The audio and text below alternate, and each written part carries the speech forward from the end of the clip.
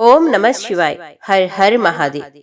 विश्वेश्वर शिव का पूजन करने के बाद अविनाशी त्र्यंबकेश्वर लिंग के समीप जाए। त्र्यंबकेश्वर जी से पांचवें रुद्र माने गए हैं। इनका स्थान कपिलेश्वर लिंग से ईशान कोण में 16 धनुष की दूरी पर है। ये सबके ऊपर दया करने वाले तथा सब वांछित फलों को देने वाले हैं। इनके दर्शन से भी पातकों के सहस्रों टुकड़े हो जाते हैं। जो भक्ति भाव से कामदेव मंत्र द्वारा इनका विधिवत पूजन करता है, वे सब पातकों से मुक्त हो जाता है। जो चैत्र शुक्ल चतुर्दशी की रात में वहां जागरण करता है और पूजा स्तुति एवं कथा वार्ता में समय बिताता है, वे मनोवांछित फल पाता है। इसके बाद छठे रुद्र अघोरेश्वर लिंग के समीप जाए। इनका स्थान त्र्यंबकेश्वर से वाव्य कोण में 5 धनुष के अनंतर है।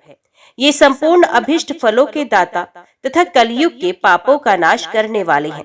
जो मानव स्नान पूजन आदि क्रम में इनकी आराधना करता है, उसे स्वर्ण में मेरु गिरी के दान का फल प्राप्त होता है।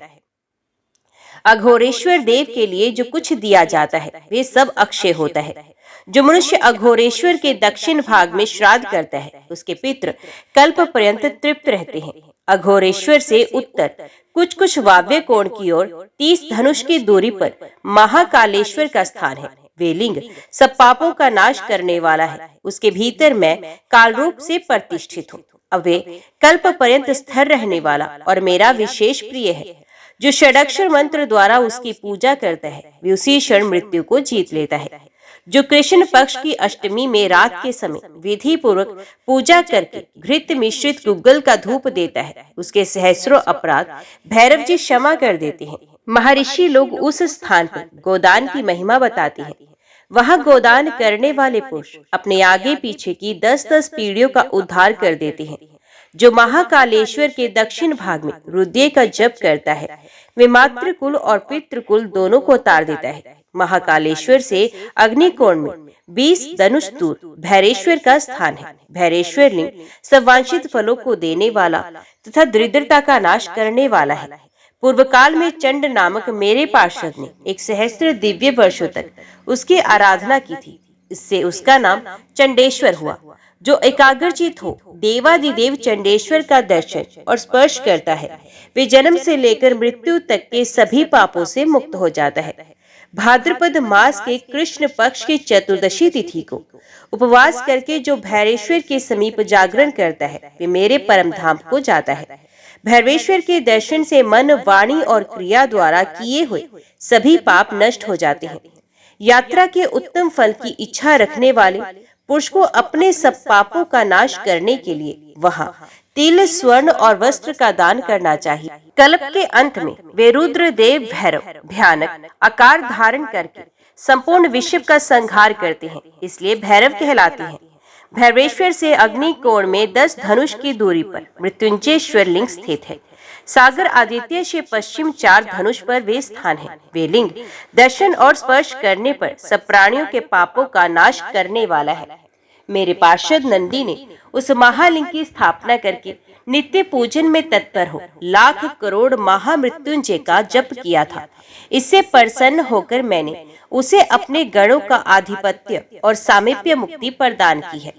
मृत्युंजय मंत्र से प्रसन्न होकर वहां मेरे स्वरूपभूत रुद्र प्रकट हुए, इसलिए उनका नाम मृत्युंजयेश्वर हुआ। जो मनुष्य भक्ति भाव से मृत्युंजयेश्वर का पूजन अथवा दर्शन करता है, उसके 7 जन्मों का पाप वे नष्ट कर देते हैं। मृत्युंजयेश्वर से उत्तर दिशा में 3 धनुष पर कामेश्वर लिंग स्थित है, जिसके दर्शन और पूजन से 7 जन्मों का पाप तत्काल नष्ट हो जाता है और संपूर्ण मनोरथों की सिद्धि होती है। जो मानव कामेश्वर लिंग का पूजन करेंगे, वे उत्तम गति को प्राप्त होंगे। इस लिंग के प्रसाद से उनके सब मनोरथों की सिद्धि होगी। जो चैत्र शुक्ल त्रयोदशी को कामेश्वर जी का पूजन करता है, वे मनुष्य में पुत्र और सौभाग्य से संपन्न एवं पूर्ण काम होता है। कामेश्वर से वाव्य कोण में 7 धनुष पर योगेश्वर लिंग है।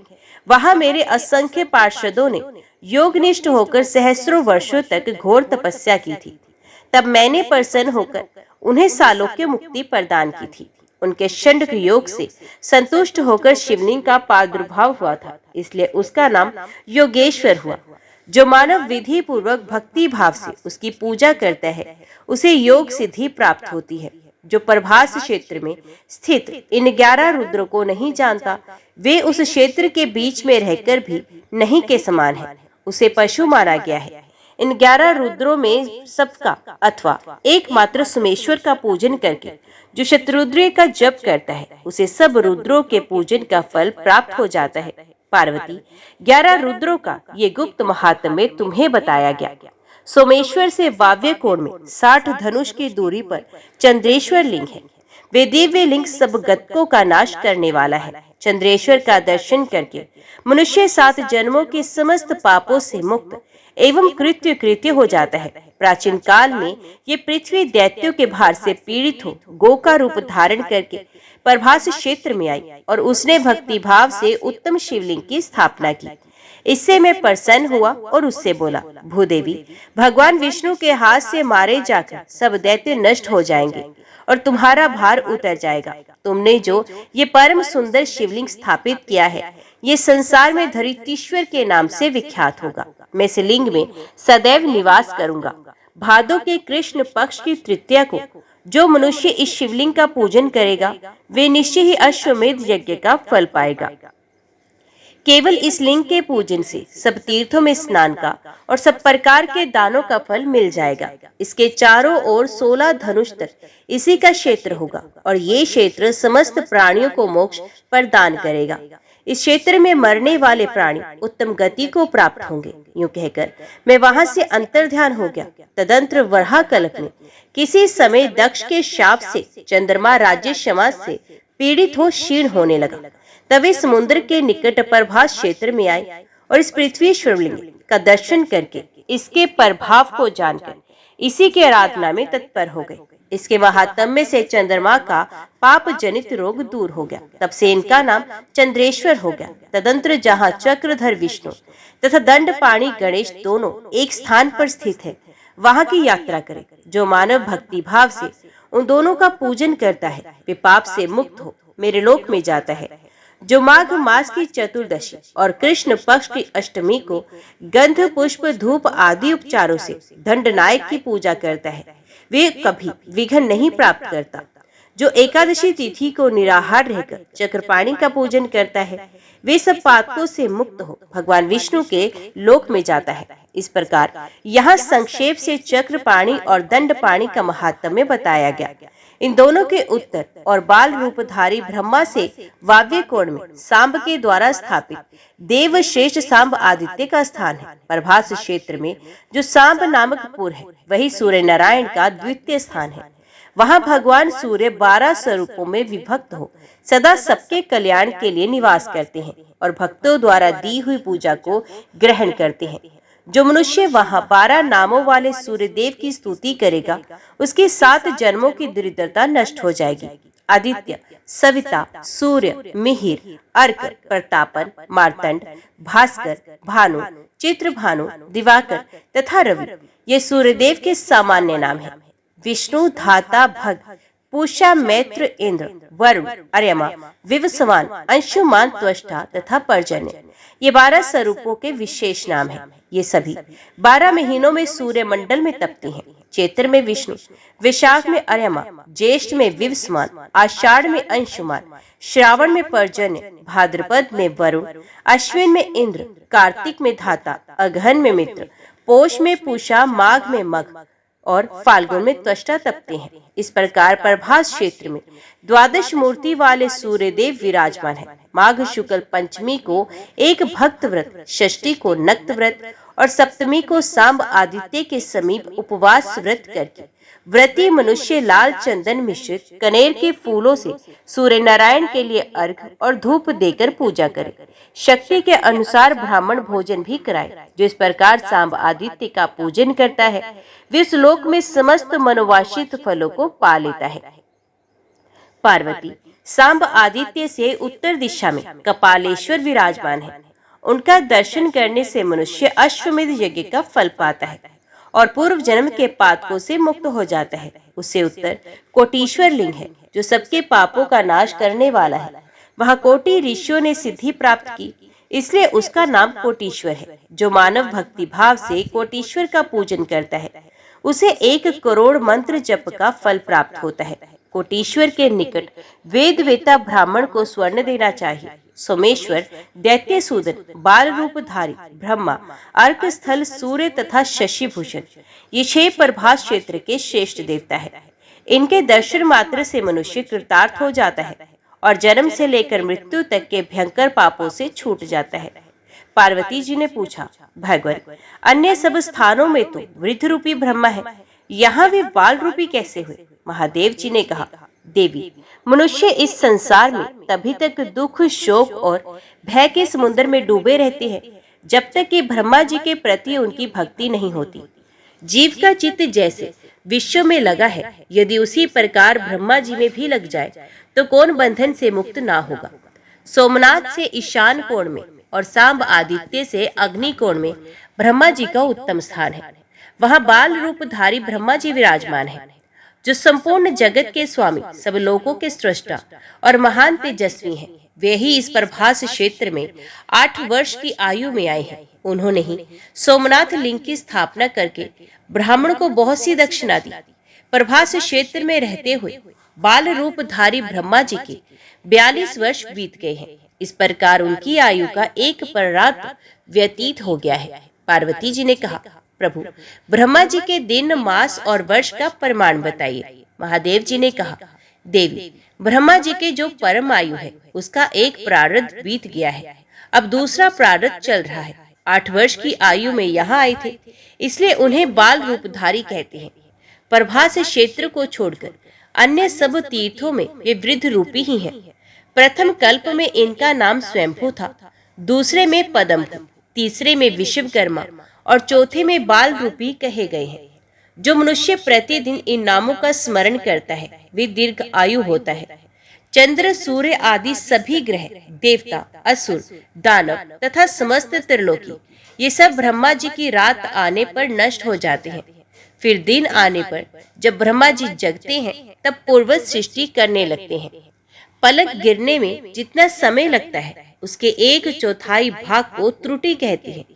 2 त्रुटि का 1 निमेष होता है। 15 निमेषों की 1 काष्ठा होती है। 30 काष्ठाओं की 1 कला, 30 कलाओं का 1 मुहूर्त और 15 मुहूर्तों का 1 दिन होता है। दिन के बराबर ही रात का भी मान है तथा दिन और रात दोनों को एक अहोरात्र कहते हैं। 15 दिन रातों का पक्ष और 2 पक्षों का मास होता है। 6 मासों का 1 अयन और 2 अयनों का 1 वर्ष होता है। 43,20,000 100 वर्षों का 1 चतुर्युग होता है। 71 चतुर्युगों का मनवंतर कहा गया। यही संक्षेप से इंद्र देवता की आयु बताई गई। ब्रह्मा जी के एक दिन में 14 मनु और 14 इंद्र नष्ट होते हैं।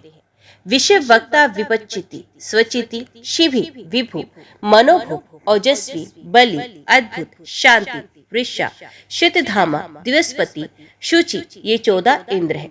ब्रह्मा जी का दिन जितना बड़ा होता है उनकी रात भी उतनी ही होती है। ये कल्प का मान बताया गया।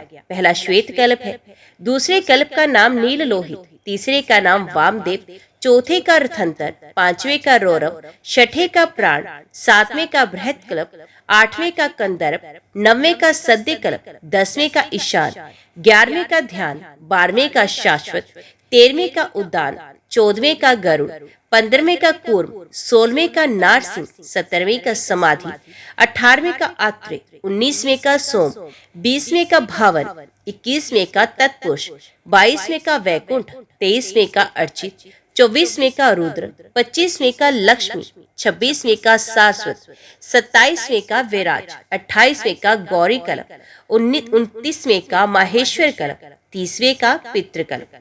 यही ब्रह्मा जी की अमावस्या है। ब्रह्मा जी के महीने के ये 30 कल्प बताए गए। व्यतीत हुए सभी कल्पों के नाम बताए जा चुके हैं। इस समय वराह कल्प चल रहा है। यही ब्रह्मा जी की प्रतिपदा है, जिसमें भगवान वराह ने रसातल से पृथ्वी का उद्धार किया। 30 कल्पों का ब्रह्मा जी का एक मास माना गया है। ऐसे 12 मासों का एक वर्ष होता है। ऐसे वर्ष मान से जब ब्रह्मा जी 8 वर्ष के थे तब सोमदेव उन्हें प्रभास क्षेत्र में ले आए और उन्हीं के द्वारा सोमनाथ की प्रतिष्ठा का कार्य संपन्न हुआ। इस प्रकार प्रभास क्षेत्र में निवास करते हुए ब्रह्मा जी का एक प्रारब्ध व्यतीत हो गया। अब दूसरा चल रहा है। इस तरह बचपन से ही उनका इस क्षेत्र में निवास होता है। मनीषी पुरुषों के द्वारा वे बारंबार वंदनीय हैं। यात्रा को उत्तम फल चाहने वाले पुरुष को पहले उन्हीं की पूजा करनी चाहिए। जो भक्ति पूर्वक ब्रह्मा जी की पूजा करता है वे निश्चय ही मेरा पूजन करता है। जो उनसे द्वेष करता है वे मुझी से द्वेष करता है, और जो उनका पुजारी है वे मेरा ही पूजक है। ब्रह्मा जी की पूजा करने वाले पुरुषों के द्वारा मैं और भगवान विष्णु दोनों ही पूजित होते हैं। विष्णु सत्व गुणी है, ब्रह्मा जी रजोगुणी और मैं तमोगुण से युक्त हूँ। ब्रह्मा जी वायु, रुद्रदेव अग्नि तथा भगवान विष्णु जल रूप है। मैं सामवेद का आश्रय हूँ। ब्रह्मा जी ऋग्वेद धारण करते हैं तथा भगवान विष्णु यजुर्वेद के स्वरूप एवं अथर्व की कला के आधार है। मुझे दक्षिण अग्नि, विष्णु को ग्रहपत्य अग्नि तथा ब्रह्मा जी को आहवन्य अग्नि जानना चाहिए। ब्रह्मा जी नाभि में, विष्णु हृदय में तथा सब भूतों का आधारभूत मैं चक्र में स्थित हूँ। हम लोगों के रूप में शक्ति विशेष से साक्षात परब्रह्म परमात्मा ही स्थित है। ओंकार परब्रह्म है और गायत्री उत्तम प्रकृति है। इन दोनों को जानकर मनुष्य पुरुष योनि से वियुक्त नहीं होता। पार्वती, इस प्रकार जो द्वैत रहित परब्रह्म को जानता है वे सब कुछ जानता है। जो भेददर्शी है वे नहीं जानता। परब्रह्म तो वास्तव में एक रूप ही है, तथापि कार्य रूप से वे पृथक सा प्रतीत होता है। जो से द्वेष करता है वे भ्रम दोषी होता है। मेरे दाहिने अंग में ब्रह्मा और बाएं अंग में विष्णु विराजमान है। जो इन दोनों से द्वेष करता है वे मेरा ही द्वेषी है। सुंदरी, ऐसा जानकर मन में भेद भाव ना रखते हुए ब्रह्मा, विष्णु तथा रुद्र की एक रूप से ही पूजा करनी चाहिए।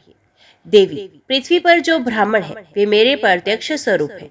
स्वर्ग के देवता तो परोक्ष है, ब्राह्मण ही प्रत्यक्ष देवता है।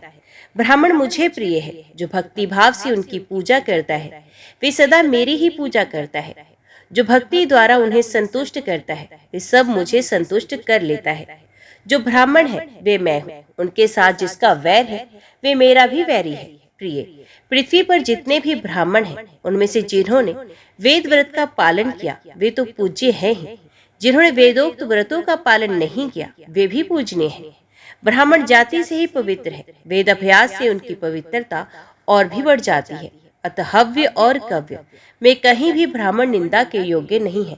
काने, कुबड़े, कोड़ी, रोगी तथा दरिद्र ब्राह्मणों का भी विद्वान पुरुष अपमान न करे, क्योंकि वे मेरे स्वरूप कहे गए हैं। बहुत से अज्ञानी मनुष्य इस बात को नहीं जानते। जो मेरे स्वरूपभूत ब्राह्मणों को मारते हैं उनसे शास्त्र विपरीत कर्म करवाते हैं। जहाँ नहीं भेजना चाहिए वहाँ भेजते हैं तथा उनसे दास्ता कराते हैं। वे जब मरते हैं तब यमदूत उनके माथे पर आरा रखकर उसे उन्हें चीरते हैं, ठीक वैसे ही जैसे बड़ी लकड़ी चीरते हैं। जो ब्राह्मण को अंग भंग करता है और उनके प्राण लेता है उसे ब्रह्मत्यारा जानना चाहिए। उनके उद्धार के लिए कोई प्रायश्चित नहीं है।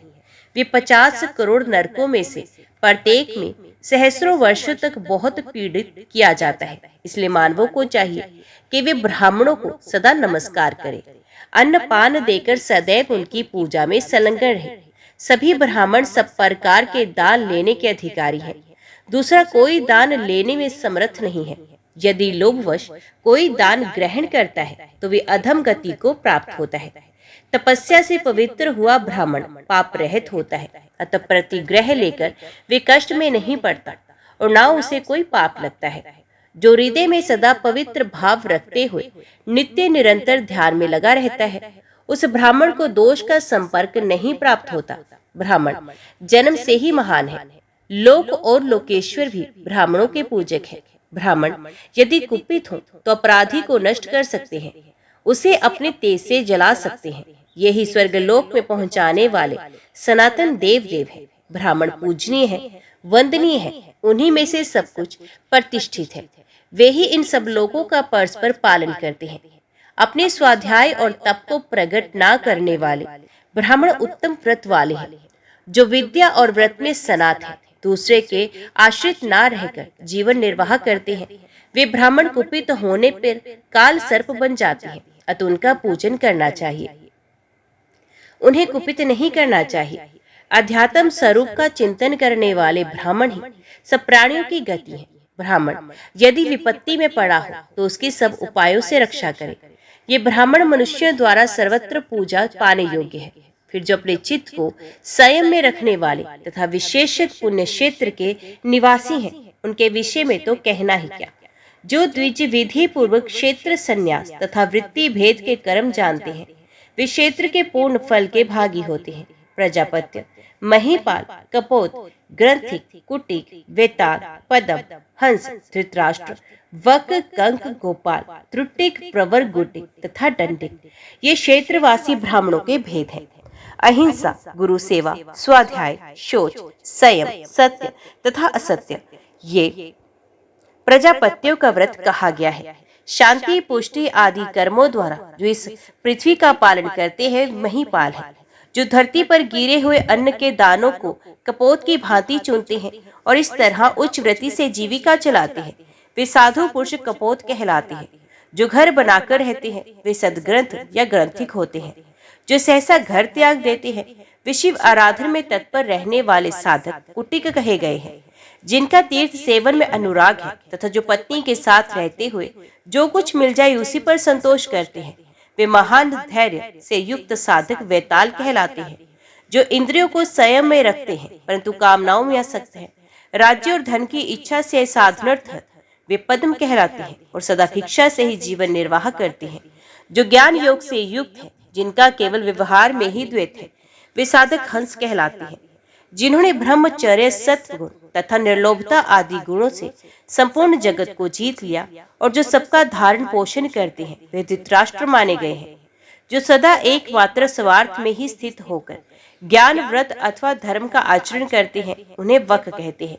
जो उत्कृष्ट सिद्धि प्राप्त करने के लिए जलाशय का आश्रय ले कमल की नाल और सिंघाड़ा आदि खाकर रहते हैं, वे साधक कंक माने गए हैं। जो गौ के साथ चलते, गौशाला में निवास करते तथा पंचगव्य रस का सेवन करते हैं, वे साधक गोपाल माने गए। जो कृष्ण और चंद्रायन आदि व्रतों के द्वारा अपने शरीर को क्षीण करते हैं तथा आधे निमेष में ही भोजन कर लेते हैं, वे साधक त्रुटिक माने गए। जो कुश की पत्नी बनाकर मठ में स्थापित करते और गृहस्थ धर्म का पालन करते हुए भिक्षावृत्ति से जीवन निर्वाह करते हैं, वे साधक प्रवर या मठर कहलाते हैं। जो ब्राह्मण कंद अथवा मूल फल की एक एक ग्रास की 8 गुटिकाएं बनाकर उन्हीं का आहार करते हैं, वे गुटिक कहलाते हैं। जो रात में वीरासन से बैठकर अपने शरीर को ही दंड देने में संलग्न है, वे दंडी कहे गए। प्रभास क्षेत्र में रहने वाले जो ब्राह्मण इस प्रकार की वृत्तिकों से जीविका चलाते हैं, उनके द्वारा बाल रूपधारी भगवान ब्रह्मा सदैव पूजनीय है। जो महापातकी और जिन्हें ब्राह्मणों ने अपनी पंक्ति से बाहर कर दिया है, वे बाल रूपधारी ब्रह्मा जी का स्पर्श ना करें। जो दीर्घजीवी होना चाहते हैं, वे ब्रह्मचारी, शांत और जितेंद्रिय ब्राह्मण का कभी अपमान ना करें। भक्ति के 3 भेद हैं, लौकिकी, वैदिकी और आध्यात्मिकी। गंधमाला, शीतल जल, घी, गुगल, धूप, काला, अगुरु, सुगंधित पदार्थ, स्वर्ण, रत्न आदि आभूषण, विचित्र हार, न्यास स्तोत्र, ऊंची ऊंची पताका, नृत्य, वाद्य, गान, सब प्रकार की वस्तुओं के उपहार तथा भक्ष्य, भोज्य, अन्न, पान आदि सामग्रियों से मनुष्यों द्वारा जो ब्रह्मा जी की पूजा की जाती है, वे लौकिकी भक्ति मानी गई है। वेद मंत्र और हविष्य भाग के द्वारा जो यज्ञ क्रिया की जाती है, वे वैदिकी भक्ति है। अमावस्या और पूर्णिमा को किया जाने वाला अग्निहोत्र, संस्प्राशन, दक्षिणा दान, पुरोडाश, इष्टि, धृति, सोमपान, सब प्रकार के यज्ञ क्रम, ऋग्वेद, सामवेद और यजुर्वेद के मंत्रों का जप तथा संहिता भाग का स्वाध्याय, ये सब कर्म जो ब्राह्मणों द्वारा किए जाते हैं, वे वेद की भक्ति के अंतर्गत है। जो प्रतिदिन इंद्रिय संयम पूर्वक प्राणायाम एवं ध्यान में संलग्न रहता है, भिक्षा अन्न से जीवन निर्वाह करता है, व्रत के पालन में स्थित रहता है, समस्त इंद्रियों को विषयों की ओर से समेटकर उन्हें हृदय में स्थापित करके प्रजापति ब्रह्मा जी का ध्यान करता है, वे अध्यात्म की भक्ति से युक्त ब्रह्म वक्त कहलाता है। ब्रह्मा जी का ध्यान इस प्रकार है। हृदय कमल की कर्णिका के आसन पर ब्रह्मा जी विराजमान है। उनके शरीर का वर्ण लाल है, नेत्र बड़े सुंदर हैं, मुख दिव्य तेज से प्रकाशित है, उनकी 4 भुजाएं हैं और हाथ में वरद एवं अभय की मुद्राएं हैं। जो समता और अहंकार से रहित, अनासक्त, परिग्रह शून्य, चारों पुरुषार्थों के प्रति भी स्नेह ना रखने वाले, ढेला, पत्थर और स्वर्ण को समान दृष्टि से देखने वाले, समस्त प्राणियों के हित के लिए धर्म अनुष्ठान में तत्पर, सांख्य योग की विधि के ज्ञाता, धर्म के विषय में संशय है तथा प्रतिदिन ब्रह्मा जी की पूजा में संलग्न रहने वाले हैं, वे ही ब्राह्मण प्रभास क्षेत्र के श्रेष्ठ निवासी हैं। गायत्री उत्तम मंत्र है जो पूर्णिमा में उपवास करके गायत्री के अक्षर तत्वों द्वारा ब्रह्मा जी की पूजा करता है, वे परम पद को पा लेता है। यदि ब्राह्मण भयंकर संसार सागर के पार उतरना चाहे तो प्रभास में पूरे कार्तिक मास भर ब्रह्मा जी के पूजन में तत्पर है, जिनके दर्शन मात्र से अश्वमेध यज्ञ का फल मिलता है। प्रभास क्षेत्र में उन बाल रूपधारी ब्रह्मा जी की कौन विद्वान पूजा नहीं करेगा, जिनके एक दिन का अंत होते ही देवता, असुर और मनुष्य आदि सब प्राणी विनाश को प्राप्त होते हैं, उनका पूजन कौन नहीं करेगा। रुद्र और विष्णु के रूप में भी वे लोकनाथ ब्रह्मा जी ही पूजित होते हैं। जो पूर्णिमा को उपवास करके जगतपति ब्रह्मा का विधि पूर्वक पूजन करता है, अश्वमेध यज्ञ का फल पाता है। कार्तिक की पूर्णिमा को सावित्री सहित चतुर्मुख ब्रह्मा जी को गाजे बाजे के साथ नगर में घुमाए, तत्पश्चात उन्हें विश्राम स्थान पर स्थापित करे, फिर ब्राह्मण को भोजन कराकर शांडिल्य की पूजा करे। उसके बाद मंगल में वाद्यों की ध्वनि के साथ ब्रह्मा जी को पुनः रथ पर बिठाए, रथ के आगे शांडिल्य पुत्र की विधिवत पूजा करके ब्राह्मणों से पुनः वाचन कराए। रथ पर चढ़ाने के बाद रात में जागरण करे, ब्रह्मा जी के दाहिने पार्श्व में सावित्री देवी को स्थापित करे और भोजन को बाएं पार्श्व में ब्रह्मा जी के आगे एक कमल रख दे। फिर वाद्यों और शंखों की तुमुल ध्वनि के साथ समूचे नगर की प्रदक्षिणा करते हुए रथ को घुमाए और अपने स्थान पर आकर ब्रह्मा जी की आरती करके फिर उन्हें यथास्थान विराजमान करे। जो इस प्रकार यात्रा करता है, जो उस यात्रा को देखता है अथवा ब्रह्मा जी के रथ को खींचता है, वे ब्रह्म धाम में जाता है। जो ब्रह्मा जी के रथ के पीछे दीप धारण करता है, वे पग पग पर अश्वमेध यज्ञ का महान फल पाता है। राजा को चाहिए कि वे ब्रह्मा जी के रथ यात्रा अवश्य कराए। प्रतिपदा को ब्राह्मण भोजन कराना चाहिए और उन ब्राह्मणों का नवीन वस्त्र, गंध, माला और अनुलेपन आदि के द्वारा पूजन करना चाहिए। जो कार्तिक की अमावस्या को ब्रह्मा जी के मंदिर में दीप जलाता है, वे परम पद को प्राप्त होता है। सभी उत्सवों के अवसर पर इन जगतपति ब्रह्मा जी की पूजा करनी चाहिए। सोमेश्वर से ईशान कोण में 50 धनुष के अनंत पर प्रत्युष्वर नामक लिंग है। उसके दर्शन से 7 जन्मों का पाप नष्ट हो जाता है। धर्मराज से उनकी पत्नी विश्वा ने 8 पुत्रों को जन्म दिया, जो 8 वसु कहलाए। उनके नाम इस प्रकार हैं: आप, भव, सोम, धर, अनल, अनिल, प्रत्युष और प्रभास। इनमें 7वें वसु प्रत्युष पुत्र की इच्छा से प्रभास क्षेत्र में आए और शिवलिंग की स्थापना करके मेरा ध्यान करते हुए उन्होंने शांति से दिव्य 100 वर्षों तक बड़ी भारी तपस्या की। उनकी भक्ति से मैं प्रसन्न हुआ और मैंने उन्हें पुत्र दिया। योगियों में श्रेष्ठ देवल ही उनके पुत्र हैं। प्रत्युष के द्वारा स्थापित और पूजित होने से उस लिंग का नाम प्रत्युष्वर हुआ। जो संतानहीन पुरुष उनकी आराधना करता है, उसके कुल में कभी संतति का नाश नहीं होता। जो भक्ति भाव से इंद्रियों को वश में रखते हुए सदा उनकी पूजा करता है, उसका महापाप भी नष्ट हो जाता है। माघ कृष्ण चतुर्दशी की रात्रि में वहां जागरण करना चाहिए। जागरण करने से मनुष्य सब दानों और यज्ञों का फल पा लेता है। वहां से उत्तर और ईशान दिशा में 3 धनुष की दूरी पर अनिलेश्वर लिंग है। उनका बड़ा प्रभाव है, वे दर्शन मात्र से सब पापों का नाश करने वाला है। पूर्वोक्त 8 वसुओं में से अनिल ने मेरी आराधना करके मेरा प्रत्यक्ष दर्शन प्राप्त किया और शिवलिंग की स्थापना की। इससे उन्हें मनोजव नामक पुत्र प्राप्त हुआ। अनिलेश्वर का दर्शन करके मनुष्य कभी अंधा, बहरा, गूंगा, रोगी और निर्धन नहीं होता। जो शिवलिंग पर एक फूल भी चढ़ा देता है, वे सदा सुख सौभाग्य से संपन्न तथा रूपवान होता है। गौरी तपोवन से पश्चिम 7 धनुष की दूरी पर प्रभासेश्वर नामक महान शिवलिंग है, जिसकी स्थापना शिव पूजन परायण 8वें वसु प्रभास ने की। प्रभास ने वहां 100 वर्षों तक तपस्या की। इससे संतुष्ट होकर मैंने उन्हें मनोवांछित वर दिया। प्रभास के पुत्र विश्वकर्मा हुए। माघ मास की चतुर्दशी को समुद्र संगम में स्नान करके मनुष्य भूमि शयन और उपवास का नियम ले, शतरुद्री का जप करे तथा पंचामृत से प्रभास्वर को स्नान कराकर विधि पूर्वक उनकी पूजा करे। यो करने से सब पापों से मुक्त और संपूर्ण भोगों से संपन्न हो जाते हैं। प्रभासेश्वर से ईशान कोण में 60 धनुष की दूरी पर पुष्करण्य है। वही ज्येष्ठ पुष्कर नामक कुंड है। वे समस्त पापों का नाश करने वाला है। पुण्यहीन पुरुषों के लिए वे दुर्लभ है। पूर्व काल में परम बुद्धिमान श्री राम ने वहाँ रामेश्वर लिंग की स्थापना की थी। उसकी पूजा करने से मनुष्य ब्रह्महत्या से मुक्त हो जाता है। 24वें त्रेता युग की बात है। पुरोहित वशिष्ठ जी के द्वारा पुत्रेष्टि यज्ञ कराए जाने पर राजा दशरथ के 4 पुत्र हुए। उनमें से श्री रामचंद्र जी सीता और लक्ष्मण के साथ वनवास के लिए गए। उसी समय यात्रा पर संग से वे प्रभास क्षेत्र में भी आए। ज्येष्ठ पुष्कर के समीप आकर वे विश्राम के लिए बैठे। सूर्यास्त हो जाने पर उन्होंने पृथ्वी पर पत्ते बिछाए और सो गए। कुछ रात बाकी रहने पर स्वप्न में उन्हें अपने पिता दशरथ जी का दर्शन हुआ। प्रातःकाल उठकर उन्होंने ब्राह्मणों से ये सब बातें कही। तब ब्राह्मणों ने कहा, रघुनंदन, पितर आपका अभ्युदय चाहते हैं। जब वे वर देने को उदित होते हैं तभी स्वप्न में अपने वंशजों को दर्शन देते हैं। ये परम पुण्य में स्थान भगवान विष्णु का गुप्त तीर्थ है। प्रभास क्षेत्र में इसकी पुष्कर नाम से प्रसिद्धि है। अतः यहाँ पितरों का श्राद्ध कीजिए।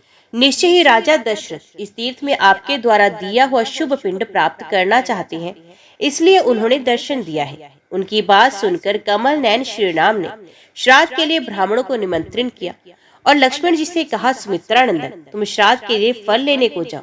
बहुत अच्छा कहकर लक्ष्मण जी गए और अनेक प्रकार के उत्तम फल ले आए। जानकी जी ने उन फलों को शीघ्र ही पकाकर तैयार किया। फिर कुत्तप काल मध्याह्न के समय में नहा धोकर पवित्र हो वल्कल धारण किए हुए श्री रामचंद्र जी श्राद्ध के योग्य ब्राह्मण को बुला ले आए। गालव, देवल, रैभ, यवकृत पर्वत, भारद्वाज, वशिष्ठ, जावाली, गौतम भृगु तथा अन्य बहुत से वैदज्ञ ब्राह्मण श्री रामचंद्र जी के द्वारा किए जाने वाले श्राद्ध को संपन्न करने के लिए आए। इसी समय श्री रामचंद्र जी ने सीता से कहा, विदेह नंदिनी, आओ ब्राह्मणों के लिए पादम और अर्घ्य दो। ये सुनकर सीता जी वृक्षों के बीच में चली गई और लता कुंज में अपने को छिपाकर श्री रामचंद्र जी की दृष्टि से ओझल हो गई। इधर श्री रामचंद्र जी सीधे सीधे कहकर पुकारने लगे। तब लक्ष्मण जी ने ब्राह्मणों को अर्घ्य देने का कार्य किया। जब ब्राह्मण लोग भोजन कर चुके और पिंडदान का कार्य समाप्त हो गया, तब जनक नंदिनी सीता श्री रामचंद्र जी के पास आई। उन्हें देखकर श्री राम ने पूछा, श्राद्ध काल उपस्थित होने पर तू मुझे छोड़कर कहाँ चली गई थी? सीता जी ने हाथ जोड़कर कहा, प्रभु, आज मैंने आपके पिता, पितामह, परपितामह तथा मातामह आदि को भी देखा है। वे पृथक पृथक ब्राह्मणों के अंगों में स्थित थे, अतः उनके सामने जाने में मुझे लज्जा हुई। ससुर वर्ग को उपस्थित देखकर मैं लज्जा से ही छिप गई थी। ये सुनकर श्री रामचंद्र जी को बड़ा विस्मय हुआ। उन्होंने पुष्कर के समीप ही वहां से एक धनुष दक्षिण हटकर रामेश्वर लिंग की स्थापना की। जो मनुष्य गंध, पुष्प आदि के द्वारा भक्ति पूर्वक रामेश्वर का पूजन करता है, वे भगवान विष्णु के उत्तम धाम में जाता है। शुक्ल अथवा मंगल युक्त चतुर्थी अथवा अश्विन मास की षष्ठी को वहां श्राद्ध करने से महान फल होता है। वह पुष्कर में अपने वंशजों द्वारा तर्पण किए जाने पर पितृ और पितामह 12 वर्षों तक तृप्त रहते हैं और दूसरी किसी भी वस्तु की इच्छा नहीं करते। रामेश्वर से 30 धनुष पूर्व दिशा में लक्ष्मेश्वर लिंग है। यात्रा में गए हुए लक्ष्मण जी ने उस देव पूजित लिंग को स्थापित किया था। जो स्त्री या पुरुष विधि पूर्वक स्नान कराकर भक्ति भाव से लक्ष्मेश्वर का पूजन करता है, वे सब पातकों से मुक्त होता है। रामेश्वर से नैत्य कोण में जानकीश्वर लिंग है। जो नारी माघ मास की तृतीया को उस लिंग की पूजन करती है, उसके वंश के दुर्भाग्य, दुख और शोक नाश होते हैं। तदंतर वामन स्वामी के नाम से प्रसिद्ध पापहारी विष्णु के समीप जाए। उनका स्थान पुष्कर से नृत्य कोण के 20 धनुष की दूर पर है। जिस समय उन्होंने दैत्यराज बलि को बांधा था, उस समय पहला चरण वहीं प्रभास क्षेत्र में रखा, दूसरा मेरु शिखर पर रखा और तीसरा आकाश में। जब उस ऊपर की ओर वे पैर बढ़ाने लगे, तब उनके चरणों के अग्रभाग से ब्रह्मांड टूट गया तथा वहां से जल निकल आया। वे जल उनके घुटने के मार्ग से बहता हुआ इस पृथ्वी पर आया। वही इस पृथ्वी पर विष्णुपदी गंगा के नाम से प्रसिद्ध है। महानदी गंगा पहले प्रभास क्षेत्र के अंतर्गत पुष्कर में ही आई। जो मनुष्य विष्णुपदी में स्नान करके भगवान के चरण का दर्शन करता है, वे उनके परम धाम में जाता है। जो वहां ब्राह्मणों का उपान्ह देता है, वे श्रेष्ठ विमान पर चढ़कर विष्णु लोक में प्रतिष्ठित होता है। वहां से दक्षिण जानकीश्वर के समीप परम उत्तम पुष्केश्वर लिंग है, जिसकी पूजा ब्रह्मपुत्र सनंत कुमार मुनि ने स्वर्ण में कमलों से की। वे सब पातकों का नाश करने वाला है। जो मनुष्य भक्ति से गंध, पुष्प आदि के द्वारा उनकी पूजा करता है, उसको पुष्कर यात्रा का फल मिलता है। पुष्कर से वाव्य कोण में 30 धनुष पर और भूतेश्वर से नैत्य कोण में कुंडेश्वरी देवी का स्थान है। ये देवी दरिद्रता और पाप का नाश करती हैं। उनसे नैत्य कोण में 15 धनुष की दूरी पर शंखोदक कुंड है, जो सब पातकों का नाश करता है। जो पुरुष अथवा सदाचारिणी स्त्री शंखावर्ता नाम से विख्यात देवी की पूजा करते हैं, उसके सब मनोरथ पूर्ण हो जाते हैं। कलयुग में शंखाव्रता देवी कुंडेश्वरी नाम से प्रसिद्ध है। प्राचीन काल में भगवान विष्णु ने जब शंख नामक दैत्य को मारा, उस समय उसके शंखाकार शरीर को इसी तीर्थ के जल से धोकर पवित्र किया और मेघ के समान गंभीर ध्वनि वाले उस शंख को वहीं बजाया। उसके गंभीर नाद से देवी वहां आई और कुंड के समीप स्थित होकर कान पूछने लगी। इसी से उनका नाम कुंडेश्वरी हुआ। जो स्त्री या पुरुष माघ मास की तृतीया को कुंडेश्वरी देवी का पूजन करता है, उसे गौरी पद की प्राप्ति होती है। यात्रा के फल की इच्छा रखने वाले मनुष्य को वह ब्राह्मण दंपत्ति को भोजन कराना चाहिए। कुंडेश्वरी से ईशान कोण में 20 धनुष के अंतर पर भूतनाथेश्वर शिव है। वे आदि अंत रहत लिंग कल्प पर्यंत रहने वाला है। पहले त्रेता युग में उसका नाम वीरभद्रेश्वर था, फिर कलयुग में भूतेश्वर हुआ। जब द्वापर और कलयुग की संधि का समय चल रहा था, उस समय उस लिंग के प्रभाव से करोड़ों भूत प्राणी परम सिद्धि को प्राप्त हुए थे। इसी से भूतल पर वे भूतेश्वर नाम से विख्यात हुआ। जो कृष्ण पक्ष की चतुर्दशी को रात्रि में भूतेश्वर शिव का पूजन करके दक्षिण दिशा में जा जितेंद्र निर्भय और ध्यान परायण होकर अघोर मंत्र का जप करता है, उसको पूर्ण सिद्धि प्राप्त होती है। वहां पर पितरों की प्रेत योनि से मुक्ति के लिए तिल, स्वर्ण और पिंड का दान करना चाहिए। भूतेश से वाव्य कोण में 30 धनुष की दूरी पर गोप आदित्य का स्थान है। पूर्व काल में महातेजस्वी श्री कृष्ण जब 56 कोटि यादवों के साथ प्रभास क्षेत्र में आए, उस समय 16,000 गोपियां भी वहां आ गई। उनमें से जो श्रेष्ठ 16 गोपियां बताई गई, उनका नाम बताता हूँ, सुनो। लंबिनी, चंद्रिका, कांता, अक्रूरा, शांता, महोदया, भीषणी, नंदिनी, अशोका, सुपर्णा, विमला, अक्षया, सुभद्रा, शोभना और पुण्या। ये हंस श्री कृष्ण चंद्र की कलाएं मानी गई। परमात्मा श्री कृष्ण ही हंस है और उनकी ये शक्तियां हैं। श्री कृष्ण चंद्र स्वरूप है और ये गोपियां उनकी कलाएं हैं। उपयुक्त 15 कलाओं के सिवा मलिनी उनकी 16वीं कला है। जो पुरुष इस प्रकार जानता है, उसे वैष्णव जानना चाहिए। उन 16,000 गोपियों ने भगवान श्री कृष्ण की आज्ञा ले उस क्षेत्र में निवास करने वाले नारद आदि मुनियों के सहयोग से विधि पूर्वक भगवान सूर्य की स्थापना की और नाना प्रकार के दान दिए। महर्षियों ने वहां भगवान सूर्य का नाम गोप आदित्य रखा। इस प्रकार सूर्यदेव की प्रतिष्ठा हो जाने पर वे सब गोपियां कृतार्थ हो गई और महान यश पाकर श्री कृष्ण के साथ द्वारका को गई। प्रभास क्षेत्र में गोपियों द्वारा स्थापित जो गोप आदित्य है, उनका दर्शन मात्र करके मनुष्य दुख शोक से मुक्त हो जाता है। जो मानव माघ मास की सप्तमी को उपवास करके गोप आदित्य की पूजा करता है, वे अपने पितरों को 7 बार तृप्त करता है। वे अपने समस्त रोगों का नाश करता है और दुष्ट चेष्टा प्राण दुर्जय शत्रु को भी जीत लेता है।